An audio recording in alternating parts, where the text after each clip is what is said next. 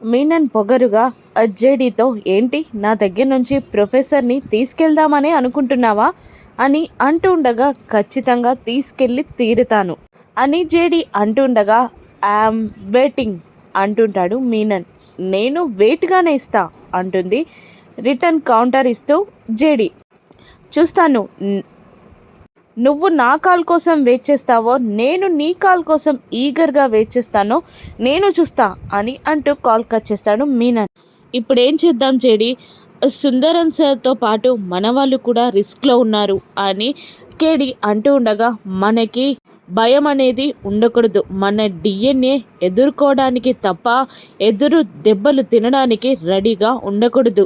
మనం ఎప్పుడైనా పోరాటమే చేయాలి తప్ప ఓటమిని ఒప్పుకోకూడదు అని జేడి ధైర్యాన్ని మోటివేషనల్గా చెప్తూ ఉండగా కేడీ కూడా ఇన్స్పైర్ అవుతాడు. మేము ఇక్కడ చూసుకుంటాం మేడం, మీరిద్దరూ బయలుదేరండి అని రమ్య కిరణ్ చెప్పగానే జేడి కేడీ స్టార్ట్ అవుతారు.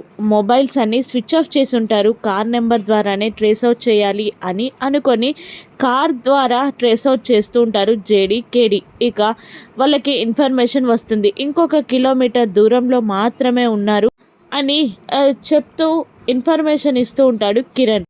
అలాగే ఇప్పుడు మనం లేట్ చేయొద్దు కేడీ, డైరెక్ట్గా బుల్లెట్ మీనన్కి గురిపెట్టాలి అని అంటూ పెళ్లి కార్ వెళ్ళే రూట్లోనే వెళ్ళి ఓవర్టేక్ చేసి వాళ్ళకి అడ్డంగా కార్ ఆపి జేడీకేడి కిందికి దిగి వాళ్ళకి రివాల్వర్స్ని గురిపెడతారు.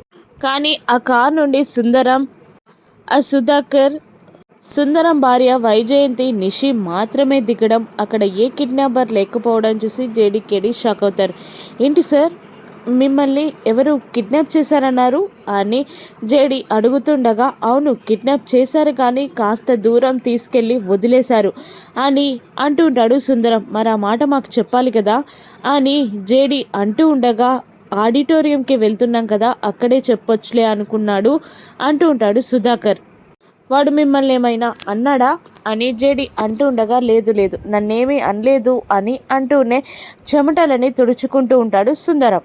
అసలు ఏం జరిగింది అంటే, యువరాజ్ సుందరానికి గన్ గురిపెట్టి ఆ హార్డ్ డిస్క్ డేటా ఇచ్చే, లేదంటే డ్రైవర్ని చంపినట్టు నీ గుండెల్లో కూడా బుల్లెట్ దించుతా అని యువరాజ్ బెదిరిస్తూ ఉండగా, నా దగ్గర హార్డ్ డిస్క్ లేదు, ఇటువంటిది ఏదో ఒకటి జరుగుతుందనే ఆల్రెడీ జేడీ నా దగ్గర నుంచి హార్డ్ డిస్క్ తీసుకుంది అని సుందరం చెప్పడంతో యువరాజ్ షాక్ అవుతాడు. మీనన్కి ఫోన్ చేసి అదే విషయం చెప్పగానే సుందరాన్ని పక్కకి తీసుకురమ్మంటాడు మీనన్. దాంతో సుందరాన్ని పక్కకి తీసుకెళ్తాడు యువరాజ్. దాంతో సుందరాన్ని లాగి పెట్టి ఒక్కటి కొట్టి, ఇంత పని చేస్తావా, నీకొక గిఫ్ట్ ఇస్తా అంటూ సుందరం నడుముకి బెల్ట్ బాంబుని ఫిక్స్ చేస్తాడు మీనన్.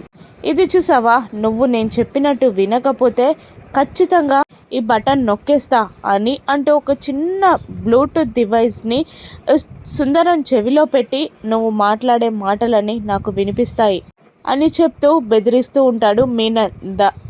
దాంతో ఓకే అంటాడు సుందరం. జేడీ మీనన్ ప్లాన్ని ముందుగానే ఊహించి సుందరం నుండి హార్డ్ డిస్క్ని తీసుకొని సేఫ్గా దాచిపెడుతుంది.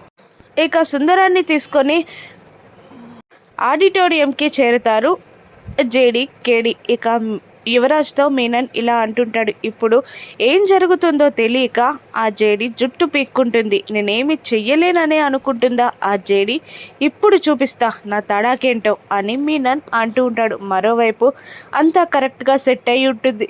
సుందరంతో పాటు గవర్నమెంట్ అఫీషియల్స్ స్టేజ్ పైన ఉంటారు. కానీ సుందరం కంగారుగా ఉండడం జేడీ గమనిస్తూనే ఉంటుంది. కౌశికి లైవ్ టెలికాస్ట్ చేయడం స్టార్ట్ చేస్తుంది. ప్రోగ్రామ్ స్టార్ట్ అయ్యాక లైవ్ టెలికాస్ట్ చేయమని అంటూ ఉంటుంది కౌశికి. ఇక యాంకర్ స్టేజ్ ఎక్కి, ఇప్పుడు అత్యున్నతమైన ఆవిష్కరణ జరగబోతుంది. పెట్రోల్ డీజిల్తో కాకుండా నీటితో నడిచే వాహనాలని మన ప్రొఫెసర్ సుందరం గారు కనుక్కున్నారు. ఇప్పుడు ఆయన మాట్లాడతారు అని యాంకర్ అంటూ ఉంటుంది.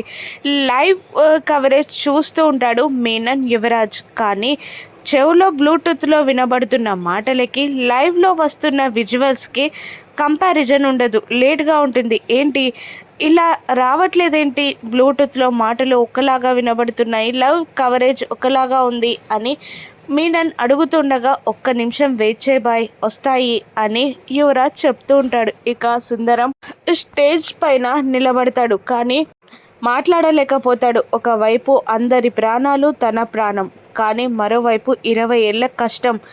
ఏది చెప్పలేక సైలెంట్గా ఉండిపోగానే బ్లూటూత్లో మీనన్ ఇలా అంటుంటాడు. ఏంటి నేను చెప్పమన్నది చెప్పకపోతే నీతో పాటు నీ అన్న వాళ్ళందరూ చస్తారు అని బెదిరించగానే చెప్తాను అని అంటూ ఉంటాడు సుందరం.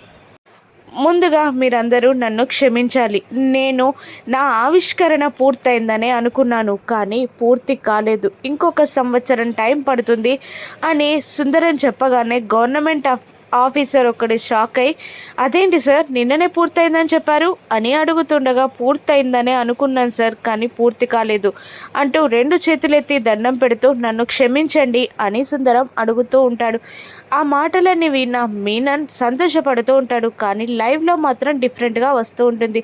సుందరం మాటలు విని జేడీకేడీ కూడా షాక్ అవుతారు. ఇప్పుడు తెలిసింది ఇది ఆ మీనన్ ప్లాన్. ఇక స్టేజ్ పైన సుందరం గారితో ఇలా చెప్పించేస్తే ఆ తర్వాత వాళ్ళు ఆ డేటాని అమ్మేసుకున్నా కూడా వాళ్ళే కరోడ్పతి అవుతారు. పాపం సుందరం సరికి ఏమీ మిగలదు, ఏది పేరు రాదు. ఇది మీనన్ ఐడియా అని జేడి అనగానే ఇప్పుడేలా లైవ్ వెళుతుంది కదా అని అంటూ ఉండగా వెళ్ళకుండా ఆపాలి అంటూ కౌశికిని చూపిస్తూ ఉంటుంది జేడి. ఇక కౌశికి ప్లాన్లో భాగమవుతుందా?